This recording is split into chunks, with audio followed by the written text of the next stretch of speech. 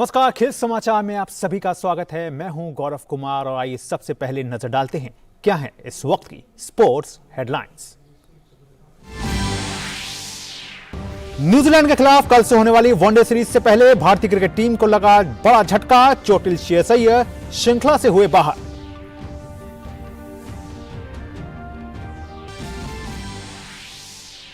Hockey विश्व cup में आज जापान और कोरिया पहली जीत की तलाश में उतरेंगे, तो वहीं दूसरे मुकाबले में बेल्जियम और जर्मनी होंगे आमने सामने।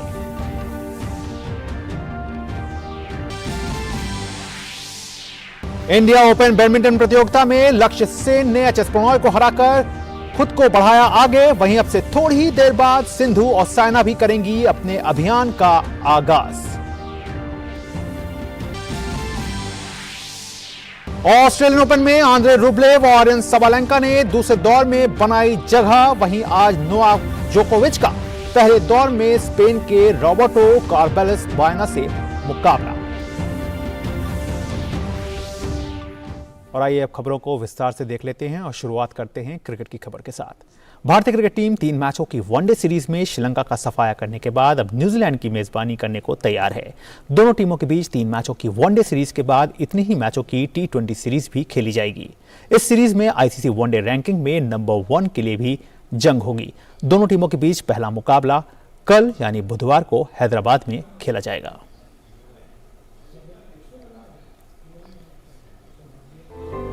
श्रीलंका के खिलाफ वनडे सीरीज 3-0 से जीतकर भारतीय टीम के हौसले बुलंद हैं और अब टीम इसी बुलंदी पर अपनी अगली सीरीज जो कि न्यूजीलैंड के खिलाफ है उतरने के लिए तैयार है। केएल राहुल और अक्षर पटेल की गैर मौजूदगी में कुछ बदलाव वनडे सीरीज में देखने को मिल सकते हैं। वैसे पिछली सीरीज में कप्तान रोहित शर्मा हो या विराट कोहली या फिर टीम का मध्यक्रम, सभी ने अपने बल्ले से बहुत प्रभावित किया। वहीं गेंदबाजी में उमरान मलिक, मोहम्मद सिराज और कुलदीप यादव ने शानदार प्रदर्शन किया। वहीं दूसरी ओर न्यूजीलैंड की बात करें तो बल्लेबाजी में फिल एलन, डेवन कॉनवे और टॉम लैथम टीम की ताकत हैं। माइकल ब्रेसवेल इस समय शानदार लय में हैं और गेंद और बल्ले से लगातार कमाल कर रहे हैं। आंकड़ों की बात करें तो भारत और न्यूजीलैंड के बीच अब तक 113 वनडे मुकाबले हुए हैं, जिसमें से भारत ने 55 जीते हैं जबकि न्यूजीलैंड ने 50 मैच जीते हैं। एक मैच टाई रहा है और 7 मैचों का कोई नतीजा नहीं निकला है। लेकिन पिछले 10 एक दिवसीय मुकाबलों की बात करें तो यहां टीम इंडिया का रिकॉर्ड अच्छा नहीं है, जहां टीम को सिर्फ 1 जीत मिली है। वहीं 6 मैच न्यूजीलैंड ने जीते हैं, 3 मैच का कोई नतीजा नहीं निकल पाया। कुल मिलाकर विश्व कप से पहले भारतीय टीम की तैयारी को देखते हुए एक और बेहतरीन सीरीज सामने है, जहां दोनों ही टीमों के लिए अपने खिलाड़ियों को परखने का शानदार मौका है। Sports desk, DD news. तो वाकई वर्ल्ड कप से पहले जो हर सीरीज वनडे की हो रही है वो कहीं ना कहीं टीम इंडिया के लिए खुद को परखने का एक अच्छा मौका भी है और खिलाड़ियों को देखना होगा कि किस तरह का वो प्रदर्शन करते हैं। वैसे अब भारत और न्यूजीलैंड के बीच आंकड़ों की बात कर लेते हैं। भारत और न्यूजीलैंड के बीच 3 मैचों की वनडे सीरीज का आगाज बुधवार से होने जा रहा है। दोनों टीमों के बीच ये 17वीं वनडे द्विपक्षीय सीरीज होगी। इससे पहले कुल 16 सीरीज इन दोनों देशों के बीच खेली गई है, जिसमें मुकाबला कांटे का रहा है। 16 में से 8 सीरीज टीम इंडिया ने जीती है तो 6 सीरीज कीवी टीम ने भी अपने नाम की है। आइए एक नजर डालते हैं दोनों टीमों के बीच अब तक के आंकड़ों पर।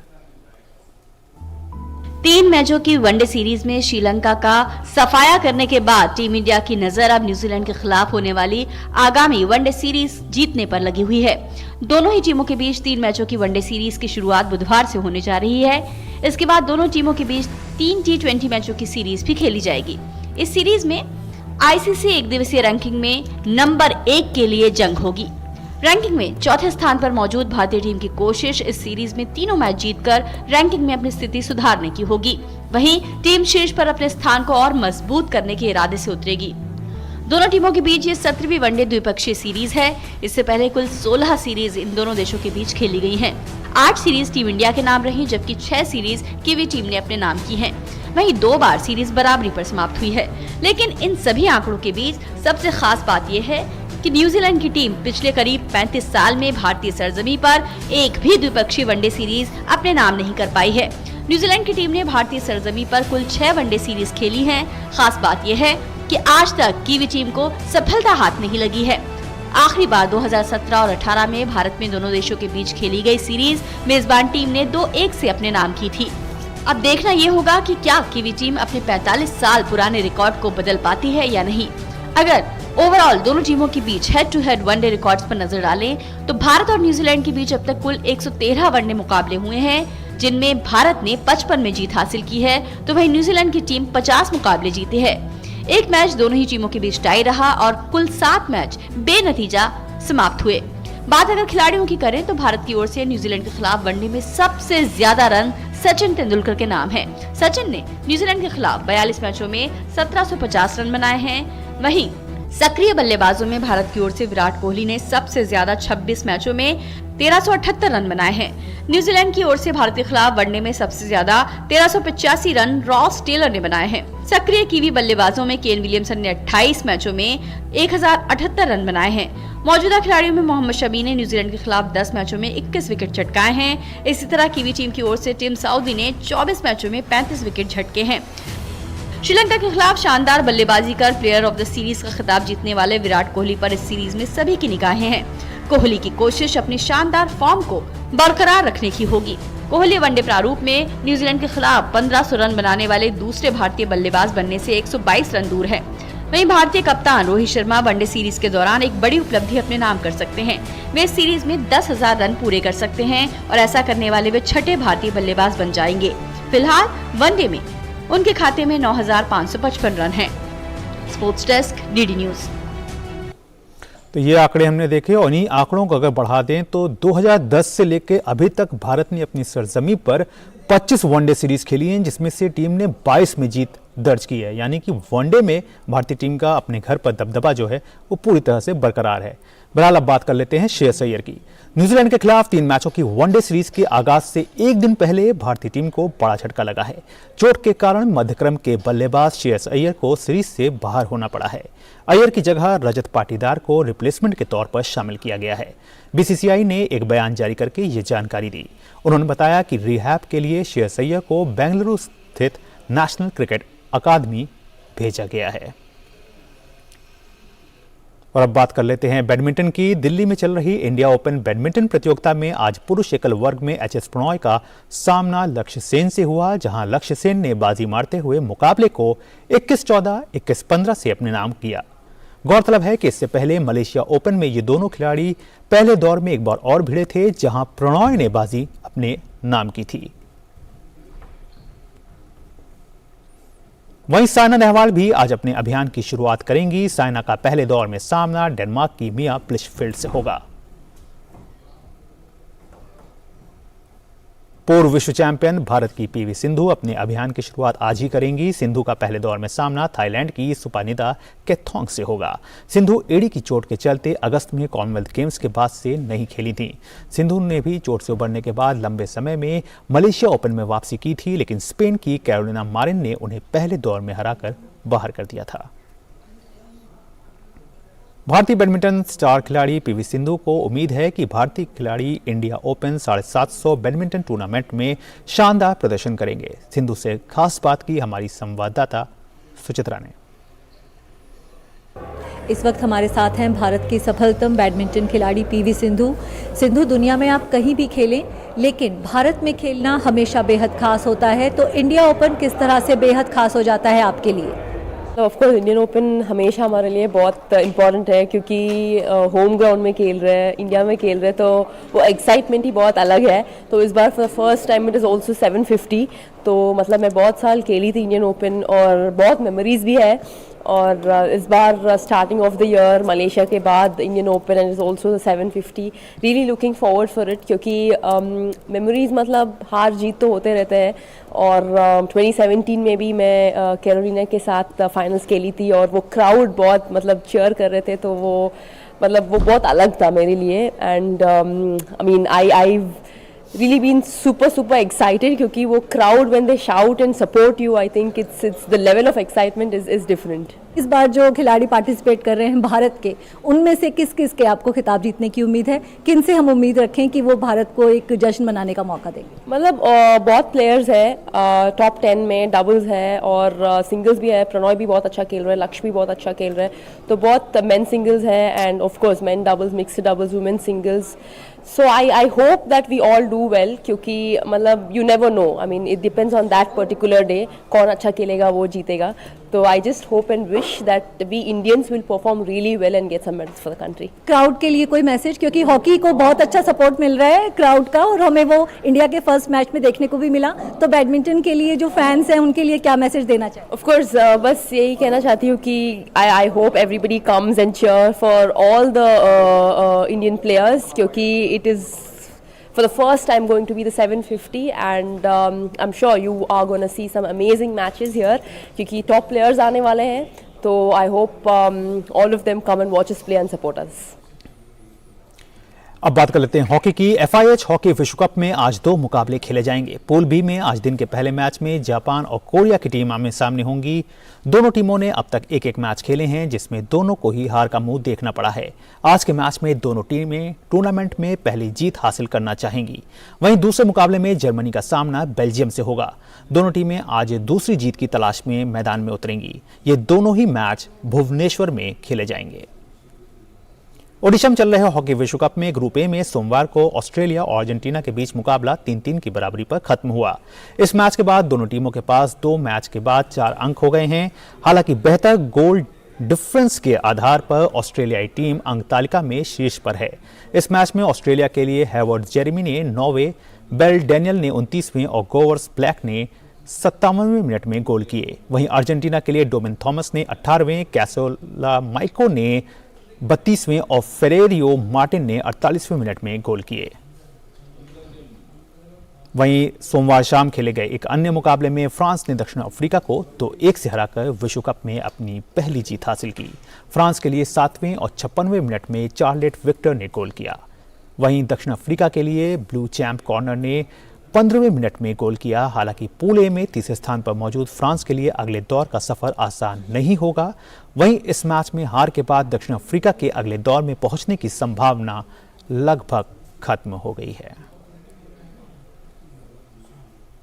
ओडिशा इन दिनों हॉकी के रंग में रंगा हुआ है. भुवनेश्वर और राउरकेला में हॉकी विश्व कप के मुकाबले खेले जा रहे हैं. ऐसे में खेल प्रेमियों में भी हॉकी का खुमार चढ़ा हुआ है. अपनी अपनी टीम के समर्थन में देश और दुनिया भर से ओडिशा पहुंचे हॉकी प्रशंसक जहां एक और मुकाबलों में अपनी पसंदीदा टीमों का समर्थन कर रहे हैं, तो वहीं दूसरी ओर भुवनेश्वर और राउरकेला आकर बेहद खुश हैं.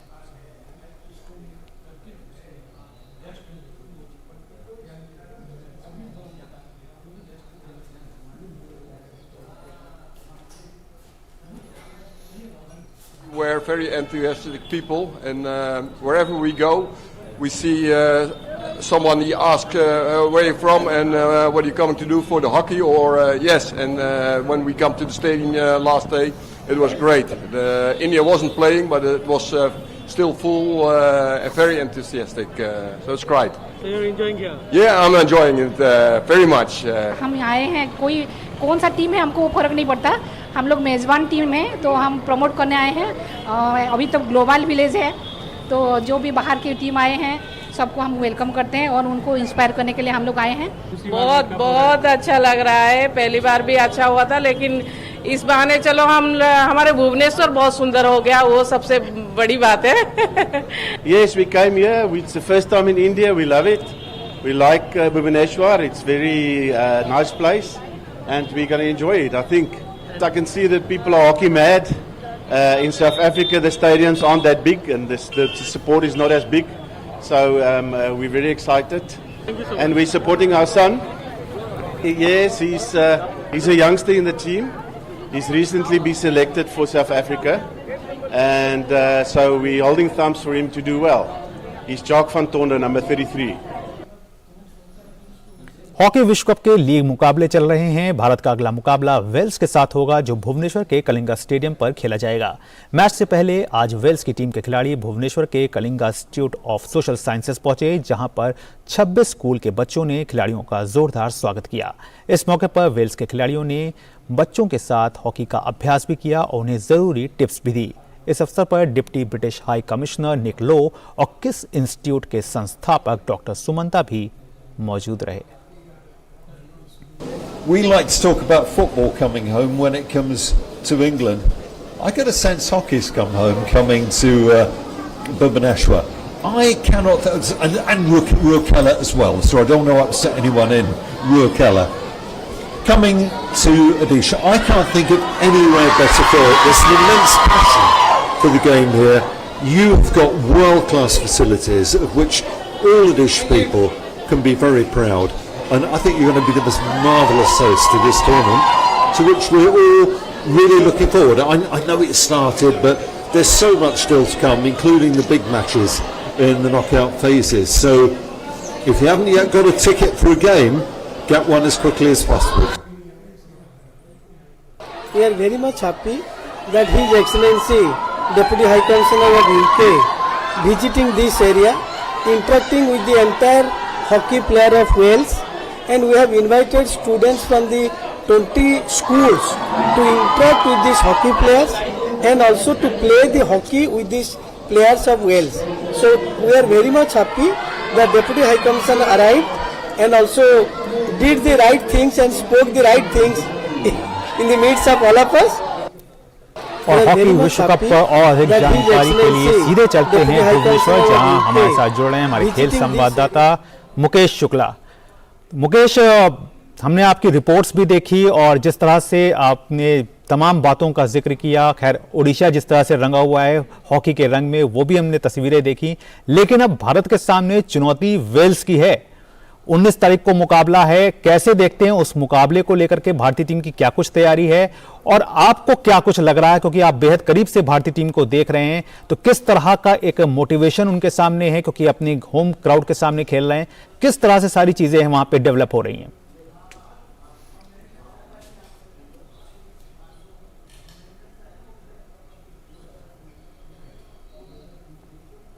या फिर और जो जरूरी सामान है वो आपकी सहायता से आप लोग डॉक्टर तक पहुंचा रहे हैं, वहां तक पहुंचा रहे हैं, और उसके बाद फिर उन लोगों को इससे पहले वेल्स को 5-0 से हराया, फिर वेल्स स्पेन का मैच हुआ जिसमें 4-1 का 5-1 का स्कोर रहा, तो वेल्स तो 10 गोल खा चुका है। लेकिन यहाँ पर अगर भारत 5 से 6 गोल और करता है तो ऑलरेडी उन्होंने 2 गोल पहले कर रखा है स्पेन का, तो उसका फायदा मिलेगा। और साथ ही साथ स्पेन और इंग्लैंड का मैच कैसा रहता है वो भी ध्यान रखना होगा। स्पेन कोशिश करे कि वहां पे इंग्लैंड को अच्छे से रोके और वो कम गोल वहां पर खाए, क्योंकि गोल का अंतर है जो वो कहीं ना कहीं बीच में फंसेगा और उसके बाद क्रॉसओवर पर नजर होगी। तो ये तमाम चीजें दोनों टीमों को अपने ध्यान में रखनी होगी, क्योंकि इंग्लैंड और भारत जो है वो 4 पॉइंट ले करके पॉइंट टेबल पर नंबर 1 और नंबर 2 पर काबिज है। लेकिन दोनों के लिए यहाँ मुश्किलें खत्म नहीं हुई है। भारत के लिए बड़ा गोल स्कोर होगा, यहाँ पर ज्यादा गोल करे। वही इंग्लैंड चाहेगी कि वो भी एक तरफा मुकाबले में स्पेन को हराए तो वो क्वार्टर फाइनल के लिए सीधे बर्थ अपनी हासिल कर सकती है।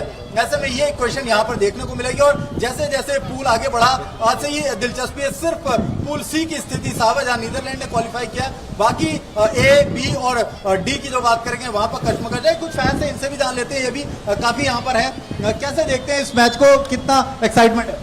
बहुत एक्साइटेड है। हम देखते हैं 2018 में हुआ था, मतलब ऐसे ही नहीं, माहौल नहीं था। अभी जो माहौल है, जितने लोग अभी देखते हैं, बहुत लोग देखते हैं, बहुत सपोर्ट करते हैं। उड़ीसा में से ज़्यादा लोग इधर हॉकी में इम्पोर्टेंट देते हैं। और इधर ये पूरी में जितने लोग मतलब शाम को आते हैं, 10 में 20 हज़ार लोग इधर इकट्ठा होते हैं और प्रोग्राम देखते हैं, हॉकी का लाइव को शो देखते हैं। इधर बहुत एंजॉय करते हैं, इधर बहुत एंजॉय करते हैं। बिल्कुल गौरव, एंजॉय करते हैं यहाँ पर। चलिए मुकेश, बहुत बहुत शुक्रिया। और बिल्कुल हम भी यही चाहेंगे कि जो और ये अभी अब सीधे चलते हैं G20 पर जॉइंट सेक्रेटरी एक प्रेस कॉन्फ्रेंस कर रहे हैं, सीधे देखते हैं।